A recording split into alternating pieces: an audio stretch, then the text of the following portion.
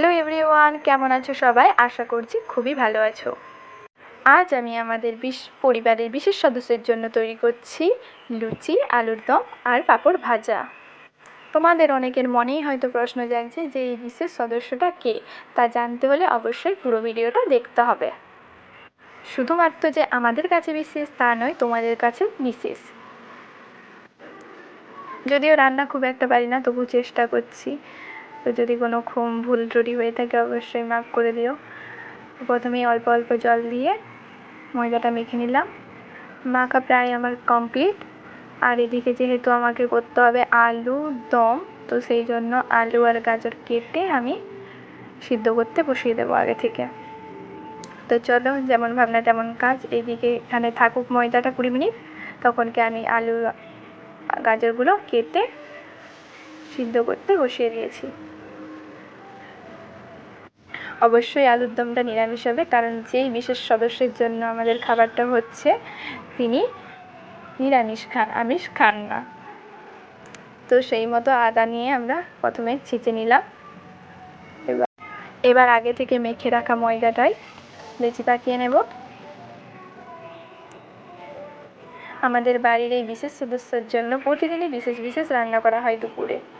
হয় আমি, নয়তো আমার মা, নয়তো দিদিরা, যে হোক না যে হোক করে। তো যাই হোক, চলো কড়া বসিয়ে দিয়েছি। এবার তেল দিয়ে লুচিগুলো ছেঁকে নেব। যদিও লুচি বেলাটা আমার ঠিকঠাক হয়নি, একটু বেঁকে গেছে, তো ঠিকঠাক গোল হচ্ছে না। তো গাইস কিছু মনে করো না, কারণ আমি এভাবেই লুচি বেলেই ঠিকঠাক হতে পারে না। হবে আস্তে আস্তে হবে হয়তো। লুচিটা ফুলবে কিনা সেই টেনশনে আছি গাইস। তো আমার বেলা লুচি ফুলেছে, সেটা দেখে তো আমি খুবই খুশি।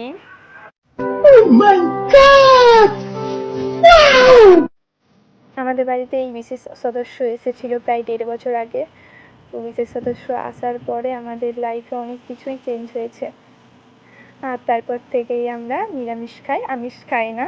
প্রায় 1-1.5 বছর হলো আমরা নিরামিষ খাচ্ছি। তো অনেকের মনে প্রশ্ন জাগে যে আমরা নিরামিষে কী কী খাবার খাই, কিন্তু যারা খায় তারাই জানে যে নিরামিষেরও সুস্বাদু খাবার হয়। অনেকে মনে করে যে আমিষেরই একমাত্র সুস্বাদু খাবার হয়। তো যারা নিরামিষ খাচ্ছে তারাই বুঝতে পারে যে নিরামিষও খাবার খাওয়া যায়। তো অনেকের মনে এই প্রশ্নটা জাগে, তো তাদের উদ্দেশ্যে বলছি।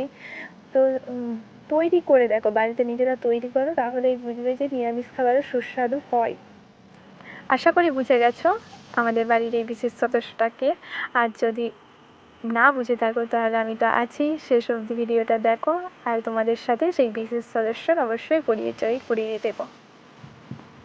আগেই বলেছিলাম যে আমাদের এই বিশেষ সদস্যের জন্য প্রতিদিনই রান্না হয়। তো আজকে সেই ভিডিওটাই তোমাদের সাথে শেয়ার করলাম।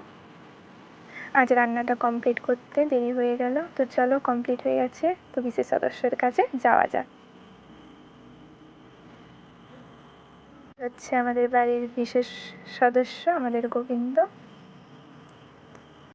গোবিন্দকে ভোগ অর্পণ করার আগে তাতে সব খাবারগুলোই তুলসী পাতা দিতে হয়, নয়তো গোবিন্দ ভোগ গ্রহণ করেন না। তো সেই মতো আমি সবকটা লুচি আর তরকারিতে আর জলের গ্লাসে দিয়ে দিলাম।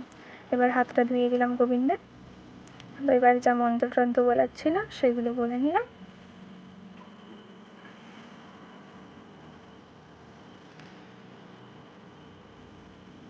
যদিও আমি এখনও মন্ত্রগুলো মুখস্থ করতে পারিনি, তাই বই দেখেই বলে নিলাম। গোবিন্দের গলায় যে মালাটা দেখছো ওটা আমাদেরই বাড়ির বেলা গাছের তৈরি মালা। অনেক ফুল দেয় এখন, আর সেই ফুল থেকেই তৈরি করেছি। আর এখন ওই এত ফুল দেয় গাছটা যে আমাদের বাড়ির চারিদিকটা ওই গন্ধে ভরে ওঠে। তো চলো, আমার পড়া প্রায় কমপ্লিট, এবার এখান থেকে বেরিয়ে পড়বো। তো তার আগে প্রণামটা কমপ্লিট করে নিই। এখানেই ব্লগটা শেষ করছি। আর যদি ব্লগটা ভালো লাগে তো লাইক, কমেন্ট, শেয়ার করতে ভুলো না। আর নেক্সট ব্লগে অবশ্যই দেখা হবে। তো এখনকার মতো টাটা গাইস।